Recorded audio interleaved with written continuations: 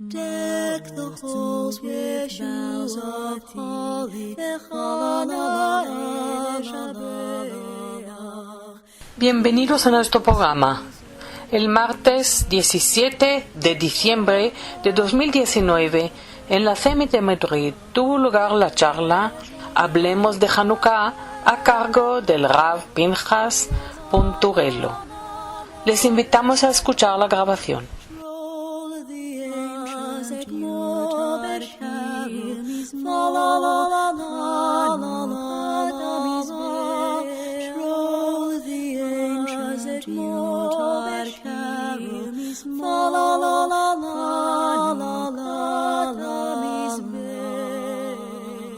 Pues tenemos el gran placer de tener entre nosotras a Rav Pinchas Punturello, que es el rabino de nuestro colegio y también el rabino de todos. El rabino, yo no sé por qué del colegio, el Rav. Y la verdad que le hemos visto en televisión, le hemos visto en el colegio siempre con la sonrisa y atendiéndonos, recibiéndonos maravillosamente bien. No conocemos su trayectoria. Nos encantaría que nos hablara antes de hablar de... Es muy interesante, pero ¿qué? Bueno, pero sí somos curiosas. Aquí somos mujeres y nos encanta saber de dónde es y todo eso. ¿Puede ser? Claro. ¿Quién eres? Claro. Exacto. Bien. Gracias, Shifra. Esa. Yo he nacido en Italia. He nacido en Italia hace 42 años. En Nápoles, que es una ciudad al sur de Italia, muy bonita, pero con una comunidad muy chiquitica. Cuando yo nací, los judíos de Nápoles eran como 300, no más. 300 personas, no familias. Y familia italiana, sabéis que los judíos italianos son muy particulares porque son italianos desde siempre, básicamente, desde 2000 años y más. La historia nos cuenta que hemos llegado con el imperio romano. Ahora, hay familias que cuentan que ellos pertenecían a la nobleza del imperio y familias que cuentan la verdad. Y dice que los judíos llegaron como esclavos en Roma, básicamente. Después de la destrucción del Bet HaMikdash, del templo, el emperador no llevó ahí como esclavos. Hay las dos versiones y las dos son verdaderas. Y bien, mi familia es italiana, también de origen mediterránea, de griega, el típico de los judíos de esta zona del mundo. Y viví en Nápoles hasta los 18 años, después me mudé a París, estudié ahí. Yo estudié ciencias políticas también, aparte del estudio rabínicos. Me encantaba el mundo diplomático y volví a Nápoles para casarme como mujer, que también es napolitana. De origen griega también ella, de Saloniki, de Grecia, de Tesalóniki, y hemos vivido en Milán algunos años, después Israel, y algunos años hemos vivido en Nápoles por temas familiares, y ahora aquí, en Madrid. Esta es básicamente mi historia muy... Padres también del colegio, aparte de ser rabino, soy también padre, así que puedo votar en el Lampa como empleado, como padre, tengo mucho, puedo expresarme con varias gorras, vamos a ver. Y 4 hijos, la mayor, Noga, está en primero de bachillerato, después tenemos Joshua, que está en tercero de la ESO, y 2 gemelos pequeños que están en cuarto de primaria. Cuarto Cajol y cuarto La Habana. Así que en este momento, aparte de infantil, yo estoy como padre en casi todas las etapas del colegio. Ahí tiene una casi compatriota de Mediterránea y del colegio, porque creo que sí, claro, sí eso sabía por que... supuesto, sí, eso sí, que mucho de lo que tenemos en el colegio empezó, por supuesto, y tiene su sello. Absolutamente positivo. Y bien, yo fui periodista, pero ya, todo esto no es no es tan interesante. Todavía sigo escribiendo cuando puedo, en varios periódicos italianos. Bien, esto. Muy bien. Aquí tengo algunas hojas, para lo que no son para todos, pero bien. Yo voy a hablar de Hanukkah, por supuesto, pero quería hablar de Hanukkah de una manera dando un enfoque un poquito diferente a lo que estamos acostumbrados. No voy a contar la historia de Hanukkah, que más o menos la conocemos y ya es algo que recordamos. Las tres mitzvot que prohibieron los griegos, que la verdad que no había ni siquiera un solo griego en toda Israel en este tiempo. Nosotros estamos acostumbrados a decir lo griego porque hablaban griego. La verdad que eran sirios. La guerra entre judíos, sí, eso, sí, hablaban griego porque el griego era el idioma internacional de la cultura en ese siglo, pero ellos no eran griegos para nada. También en todas las canciones, en todas las tradiciones se habla de judíos y griegos, pero históricamente no había Antíoco era siriano y sirio y ellos hablaban griego como idioma internacional. Más o menos como hoy en día puede ser el inglés para nuestra generación, o a lo mejor para nuestros hijos o para nuestros nietos, que el inglés es mucho más el idioma internacional de hoy en día. En esos días de Hanukkah el griego era el idioma internacional de la cultura dominante y la verdad era también de la cultura que más potente también a nivel cultural. Bien, los helenistas, así que podemos hablar más correctamente, ni de griegos ni de sirios, de helenistas. Los helenistas prohibieron 3 mitzvot. Y vamos a ver por qué y qué tiene que ver esta mitzvot con nuestra identidad más profunda. La primera mitzvah, por supuesto, era la observancia del Shabbat. Prohibieron el Shabbat. La segunda mitzvah, el Brit Milá. Y la tercera mitzvah, que es la más rara, es el cálculo de Rosh Chodesh, del primer día del mes. Que la verdad no lo entiendo. Puedo entender por qué prohibieron el Shabbat. El Shabbat es la base de nuestra fe. El Shabbat es la base de nuestra fe y también el Shabbat es un día muy revolucionario, muy rebelde. Si nosotros, por ejemplo, pensamos cuál era la base económica y social o cuáles eran las personas a la base de la pirámide económica y social del mundo griego y del mundo romano. ¿Quién estaba ahí que, pobrecito, tenía el cargo de toda la base económica y social de esta pirámide? El esclavo. El esclavo era a la base. Si imaginamos cómo era dividida la sociedad griego y romana, el esclavo estaba, pobrecito, a la base de todo. Había los pobres, el emperador, la nobleza, y a la base estaba el esclavo. Y llega el judío, se encuentra con el mundo griego-romano, ¿y qué le dice? El esclavo tiene dignidad. ¿Tiene? Dignidad. El esclavo es una persona. A pesar de su estatus de esclavo, es una persona. ¿Y dónde lo vemos esto? En Shabbat. Porque cuando yo me refiero, por ejemplo, al Deuteronomio, cuando Kadosh Baruj Hu nos manda la idea de Shabbat, 6 días trabajarás, esas son palabras de la Torah directamente, y harás toda tu obra. Mas el 7º es reposo al Señor, tu Dios, ninguna obra harás tú, ni tu hijo, ni tu hija, ni tu siervo, ni tu sierva. En hebreo es ve'avdeja ve'amateja, Eved, esclavo. Podemos entender que el enchoque cultural entre el mundo griego y el mundo romano y nosotros fue brutal, porque nosotros llegamos y decimos, también el esclavo tiene su dignidad. Un día a la semana él es una persona, porque él es una persona. Esta esclavitud por deudas, por muchas razones diferentes. Y también tenemos que entender que la esclavitud en el mundo judío es temporal, no es un estado para siempre. 6 años, el 7º él volvía a su casa. Tiene una visión muy puntual en un contexto muy preciso. Entonces, el mundo griego, el mundo romano, no podrían, por supuesto, aceptar la idea del Shabbat. Es no por el tema de la Shemirá, de la observancia, que en general el mundo griego y el mundo romano eran muy tolerantes. No entraba entre comillas, en la vida privada de los pueblos y de la comunidad que ellos conquistaban. Pero en el tema del Shabbat sí, porque el tema del Shabbat básicamente destruía toda la idea económica y social de la sociedad griega y romana. Segunda mitzvah que nos prohibieron era la mitzvah del Brit Milá. Y ahí ya tenemos que entender las 2 visiones filosóficas, o a lo mejor la visión filosófica del mundo griego. Cuando el mundo griego, el mundo romano, el mundo romano era muy tolerante. No entraba en la entre comillas, en la vida privada de los pueblos y de la comunidad que ellos conquistaban. Pero en el tema del Shabbat sí, porque el tema del Shabbat básicamente destruía toda la idea económica y social de la sociedad griega y romana. Segunda mitzvah que nos prohibieron era la mitzvah del Brit Milá. Y ahí ya tenemos que entender las 2 visiones filosóficas, ¿cuál es la cosa más importante para el mundo griego que todavía nosotros disfrutamos? Y el cuerpo, el arte, la belleza, la perfección del cuerpo.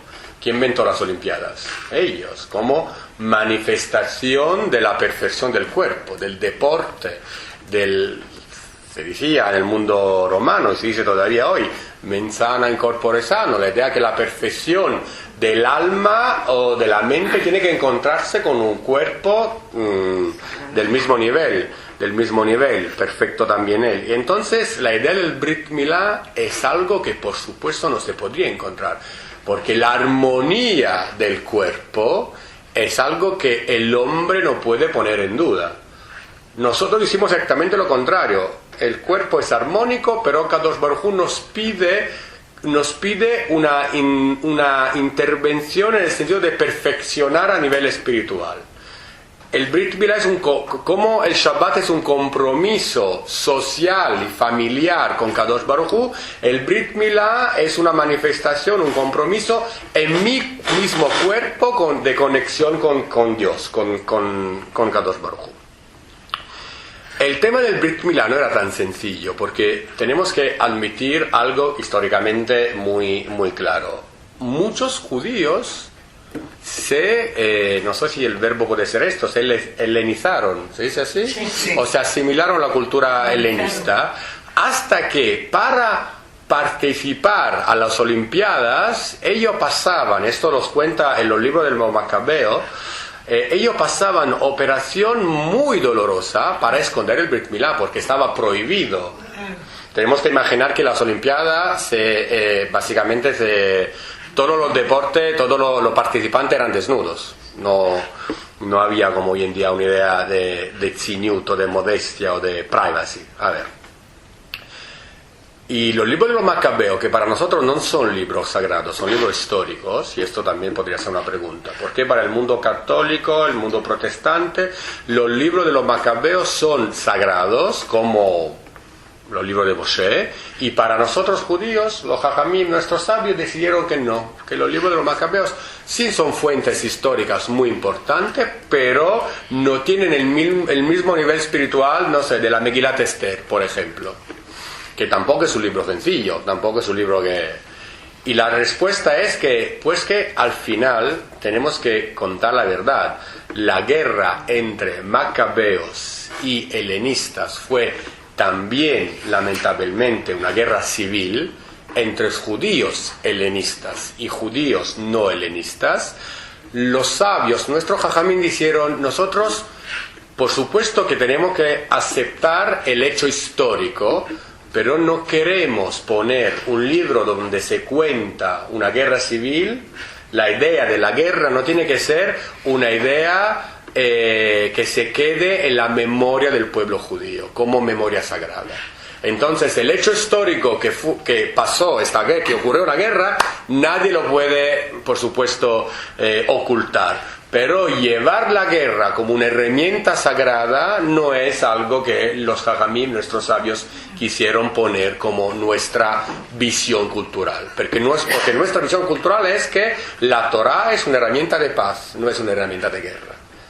Si a veces en la historia hemos tenido la necesidad de tomar armas, es por un hecho histórico, no porque es parte de nuestra visión cultural.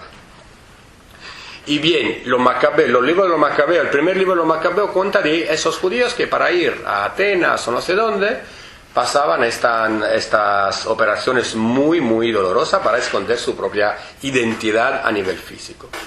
Llegamos a la última mitzvah. ¿Por qué Rosh Chodesh? ¿Por qué los griegos, los helenistas, quisieron borrar la memoria del Rosh Chodesh del primer día del mes, de nuestra identidad cultural? ¿Por qué no kasherut, por ejemplo? ¿Por qué no dijeron desde hoy está prohibido comer kasher? A los griegos no. Los griegos dejaban que los judíos siguieran con su propia tradición, shechitá y todo sin ningún problema. ¿Por qué Rosh Chodesh? ¿Por qué Rosh Chodesh? ¿Qué le importa al griego si yo estoy calculando el calendario con la luna, con el sol, con las estrellas? ¿Por qué? ¿Por qué? Exactamente, en hebreo se dice, ¿por qué Dafka contra Rosh Chodesh?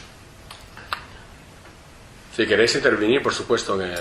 Perdón, yo quería saber qué es esto. Rosh Chodesh es el primer día del mes judío. Básicamente nuestro calendario... ¿En algún mes concreto o no? De cada mes. De cada mes. ¿Qué pasaba? Ahora lo explico. ¿Qué pasaba? Hoy en día nosotros lo calculamos. En el sentido que recibimos del Keren Yesod, de cualquier organización, de la SEMI, un calendario de la comunidad judía de Madrid, un calendario donde aparecen todas las fiestas.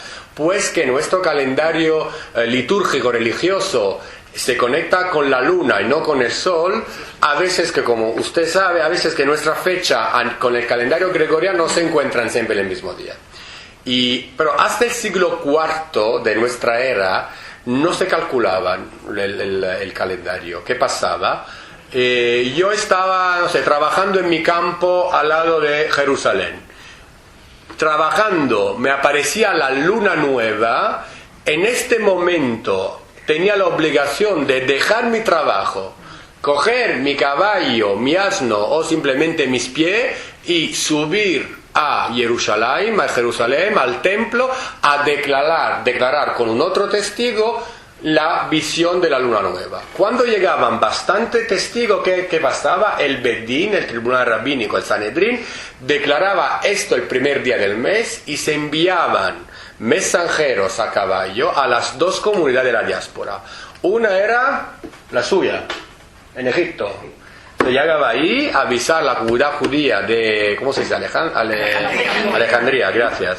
Alejandría, avisar a los judíos de Alejandría que este era el primer día del mes. Y la otra, el otro caballero, la verdad que el otro caballero no iba a Babilonia, simplemente pasaba algo que ahora lo vamos a ver, y se avisaba a la otra comunidad de la diáspora que este era el primer día del mes. ¿Por qué avisar de esta manera? Porque calculando el primer día del mes, por ejemplo, el primer día del mes de Nisan, después de 14 días, ellos sabían que caía la Pesaj. El primer día de Tishri era Rosh Hashanah y después se calculaba Kippur, la fiesta, Sukkot y esto. Por ese motivo, por ejemplo, nosotros en la diáspora tenemos 2 días de Pascua. Porque no siempre el mensajero llegaba a tiempo. Por muchas razones, y entonces la comunidad se acostumbraron a guardar 2 días de fiesta, así que están la comunidad fuera de Israel, afuera de la tierra de Israel, aquí que están seguras que uno de los días seguramente coincide con un día de Jerusalén. La pregunta es, ¿por qué hoy en día que esto fue hasta el IV siglo? Con el IV siglo, por muchas razones, también por el tema político, que los judíos en Israel no tenían más la misma libertad que habían tenido hasta este momento, se declaró públicamente cómo calcular el calendario. Así que cada comunidad se lo podría calcular en su propia vida privada. ¿Has dicho que era luna nueva o luna llena? La luna nueva, la primera luna. Se ve, sí, no, se ve, la luna nueva. La llena es el 14 del mes, entonces, por ejemplo, por eso tenemos Pesaj con la luna llena, Sukkot con la luna llena. La nuestra fiesta, Sukkot y Pesaj, tiene la luna llena por esto, porque están en el 14 del mes cuando cae la luna en su plenitud. Fue la primera mitzvah, ¿no? Rosh Chodesh. Eso, Rosh Chodesh es la primera mitzvah. Muy bien, Lía. El Rosh Chodesh es la primera mitzvah. Antes de salir de Egipto, Kadosh Baruj Hu nos mandó la mitzvah de Rosh Chodesh, de calcular el tiempo. La pregunta sería, ¿por qué Kadosh Baruj Hu nos entrega la primera mitzvah como señal de nuestra libertad a través de Rosh Chodesh, a través del primer día del mes? La respuesta necesita una reflexión. ¿Cuál es la diferencia entre un esclavo y una persona libre? ¿En qué se manifiesta la diferencia entre un esclavo, un hombre libre y una persona libre? La libertad de movimiento, la libertad de movimiento, el descanso, la posibilidad de elegir.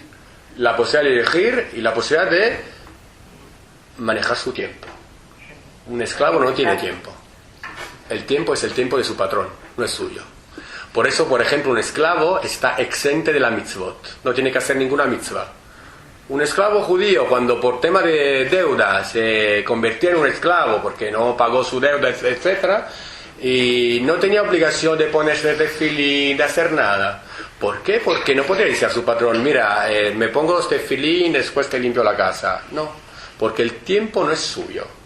Por eso Kadosh Baruj Hu, antes que salimos de Egipto, dice, antes de todo, como mitzvah previa a esta nueva fase de libertad que os voy a entregar, tenéis que aprender cómo calcular el tiempo, porque la diferencia entre un pueblo libre y un pueblo que no es libre es a manejarse, disfrutar de su tiempo. La pregunta es si hoy en día estamos verdaderamente libres. Pues esto se puede ser una pregunta muy postmoderna, muy interesante, si hoy en día de verdad nosotros disfrutamos totalmente de nuestro tiempo, si el tiempo es nuestro de verdad. Bien, yo ya conté que el tiempo del sábado por la noche en mi caso no es mío, es de mis hijos, entonces soy esclavo. Desde que acaba Shabbat yo soy esclavo de mis hijos y yo y mi mujer. Pero esa sería la pregunta, si de verdad nosotros somos libres en el sentido que disfrutamos totalmente de nuestro tiempo, si nuestro tiempo es verdaderamente nuestro. Y entonces, volviendo a la pregunta, ¿por qué los griegos querían no eliminar la visión de Rosh Chodesh? ¿Por qué, por ejemplo, la kashrut no? ¿Por qué a los griegos no les molestaba el tema que los judíos comían de manera diferente? Porque en su visión filosófica esto no era... Hemos dicho que los griegos eran bastante tolerantes, la verdad tenemos que decir, y también tenemos que admitir algo. Toda la idea que el encuentro entre la cultura judía y la cultura griega fue una lucha y una guerra no es tan real. ¿Asimilación? No, porque aparte de la asimilación nosotros hemos aprendido y hemos incluido en nuestra cultura, y también los griegos, fue un encuentro mutuo, un intercambio mutuo de cultura, tenemos que admitirlo. Por ejemplo, ¿se tradujo en la Torá? En griego, la primera traducción de la Torá fue en griego, y no es un caso, no fue acaso, porque también. Por ejemplo, hay una noche al año, en el caso de la diáspora, 2 noches al año, donde nosotros cerramos la ceremonia más importante de nuestro calendario con una palabra griega, y no nos damos cuenta. Es la última cosa, el último elemento que comemos la noche de Pesaj. ¿Cómo se llama? El último trocito de matzá que comemos la noche de Pesaj. Afikoman es una palabra griega. Es postre en griego. Yo siempre me había preguntado ¿qué será esto? ¿Qué será esto? Y todo el seder de Pesaj es un banquete griego con las 4 copas, como los griegos, exactamente. Nosotros vivimos una noche al estilo griego, pero en una versión judía. ¿Y la inclinación también? La inclinación también, porque ¿cómo comían los griegos y los romanos? Comían sobre el triclinio se llamaba en latín, y por eso era el símbolo de la libertad, del hombre libre, de la persona libre. Y eso para demostrar que no fue una guerra. La guerra llegó en el momento que prohibieron la mitzvot, pero hasta la guerra el intercambio cultural fue mucho más profundo de lo que podemos imaginar. Nuestros sabios hablaban tranquilamente griego y escribían en griego, traducían la Torá en griego. No fue una guerra cultural. Atenas y Jerusalén son mucho más cercanas de lo que podemos imaginar, a nivel filosófico y también de visión.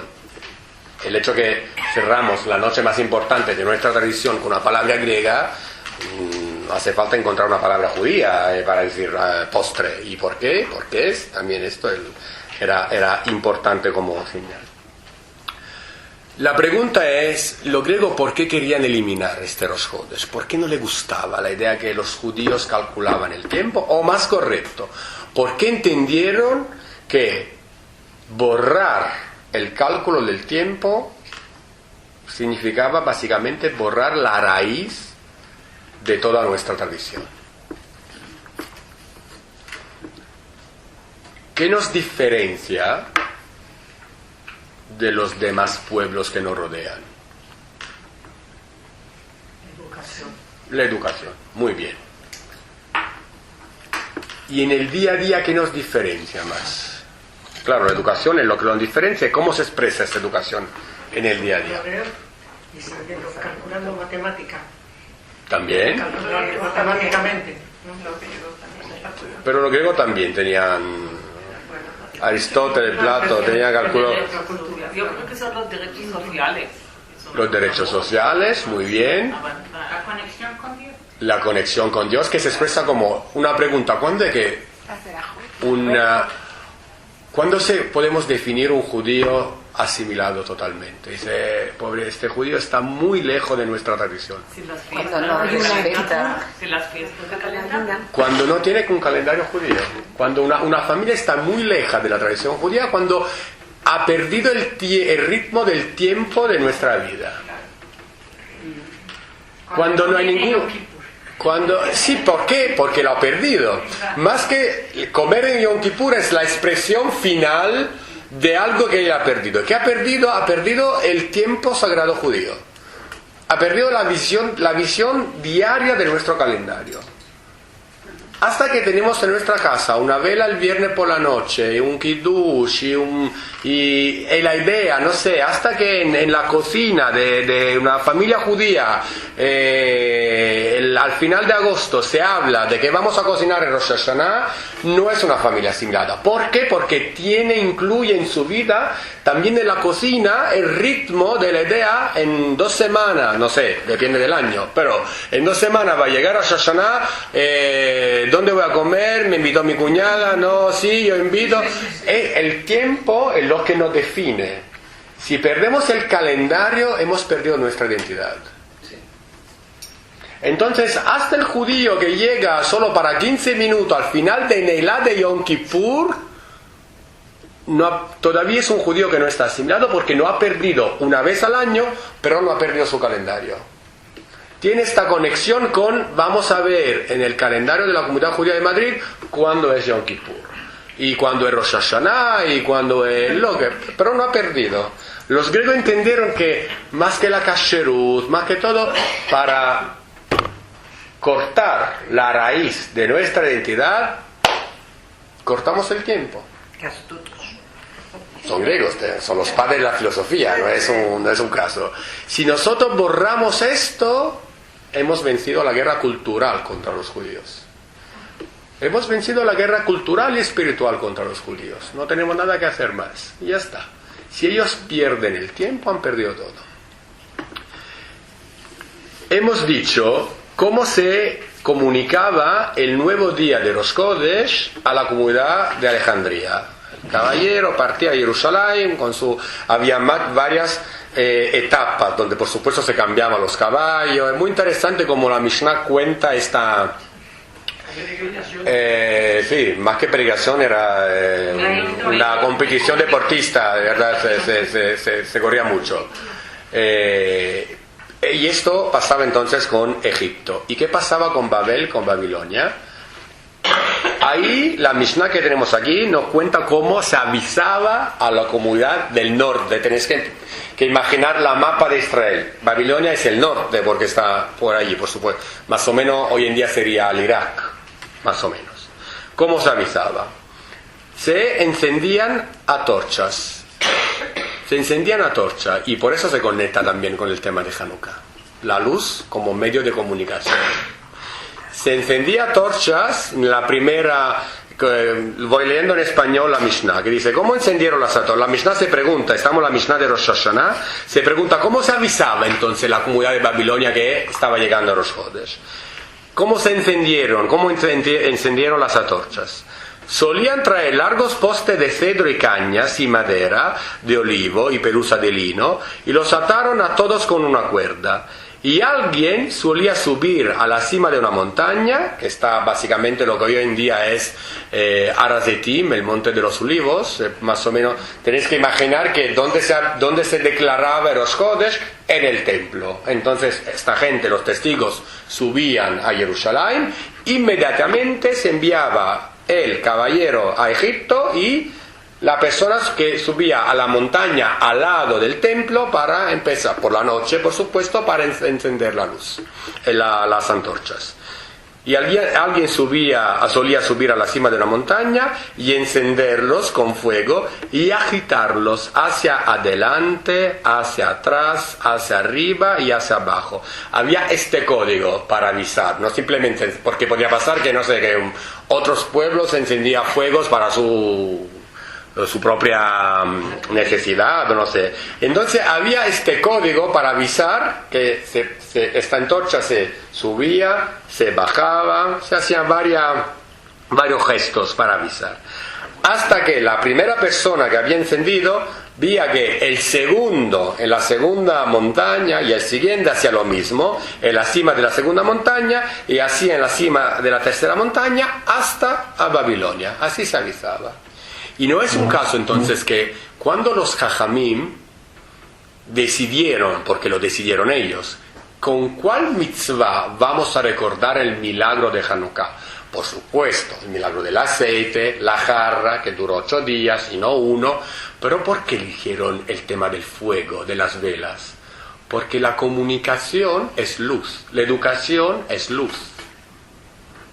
Cuando yo educo, yo estoy encendiendo una pequeña luz, ahora estoy hablando como educador, en la persona. Y aquí tenemos que la comunicación del tiempo pasaba por la luz.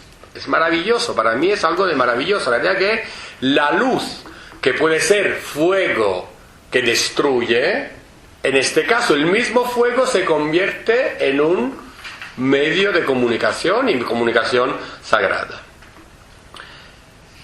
Y es interesante porque la misma Mishnah, en la segunda fuente que tenemos aquí, habla también de la conexión entre Israel y la diáspora a través de la comunicación del fuego. Porque se pregunta la Mishnah, bien, entendido, ellos ascendían de montaña hacia montaña hasta la última, que era Babilonia. ¿Y cuál era? ¿Dónde estaban entonces estos lugares? Dice, ¿en qué lugares se encendieron las antorchas? Y ahí la Mishnah nos cuenta, desde el Monte de los Olivos, Har Hazetim, en Jerusalén, a Sartaba, y de Sartaba a Agripina. Son todas montañas que están de Jerusalén hasta el norte, Lebanón, Siria y más allá, hasta el Irak de hoy en día. Y de Jabrán, y de Agripina a Jabrán, de Jabrán a Bet Biltín. Desde Bet Biltín no se movieron otra vez, sino que agitaron la antorcha hacia adelante, hacia atrás, hacia arriba y hacia abajo, hasta que toda la diáspora, se veía que toda la diáspora se encendía como una hoguera. La idea que yo tengo que esperar que el otro, no simplemente yo enciendo la luz y me voy. Esta no es educación, así no se transmite nadie. Tengo que involucrarme, abajo, arriba, adelante. La educación es un esfuerzo. No puedo pensar, bien, voy, en mi caso, doy la clase, me voy y ya está, y todo el mundo aprendió. No, tengo que involucrarme, entender, ver que hasta que el otro no empieza también él a encender su luz hacia arriba, abajo, adelante, mi educación no se cumplió, o el tentativo de transmitir una visión educativa no se cumplió. Tengo que ver también la luz en el otro. Encender la luz no es algo pasivo, es algo activo. Cuando yo enciendo una luz, estoy prendiendo de la vela del otro, pero tengo mi vela en mi mano. Y entonces voy siguiendo, encendiendo velas de una montaña a la otra. Todo esto los griegos lo entendieron perfectamente. Cortamos el calendario, cortamos la luz. Cortamos el calendario, cortamos el fuego identitario de Am Israel. El pueblo de Israel tiene un fuego identitario muy fuerte, que es el tiempo. Más porque de todo depende nuestro tiempo. El Kippur y Pesach. Si no sabemos cuándo cae Pesach, no podemos observar Pesach, no podemos limpiar la cama, no podemos hacer nada. Los griegos entendieron que el fuego de Am Israel era, por supuesto, el tiempo. Sin tiempo no hay fuego, no hay luz, no hay calor. Un hogar tiene su calor cuando tiene un tiempo judío. Un hogar judío, por supuesto. Cuando se pierde el tiempo, pierde el fuego, pierde la luz y pierde todos. Y tenemos que aprender también de la persecución griega, porque si ellos entendieron todo esto, también nosotros tenemos que entender cómo guardar nuestro fuego, cómo defender nuestro fuego, cómo amar más y respetar más nuestro fuego, este fuego interior que está con nosotros. Y allí nos conectamos ya, y ya cierro. Acabo de hablé demasiado. Y así entendemos más profundamente todo el relato de las velas, de estas candelitas de Hanukkah. Cuánto es importante la idea de ponerle a la ventana, transmitir, que el otro vea, transmitir el fuego en el centro de nuestro hogar y en el centro de nuestra identidad. Ni simplemente como candelitas para niños, algo mucho más profundo que es lo que de verdad es nuestro mensaje identitario, en mi visión, eterno, básicamente. He terminado. Preguntas.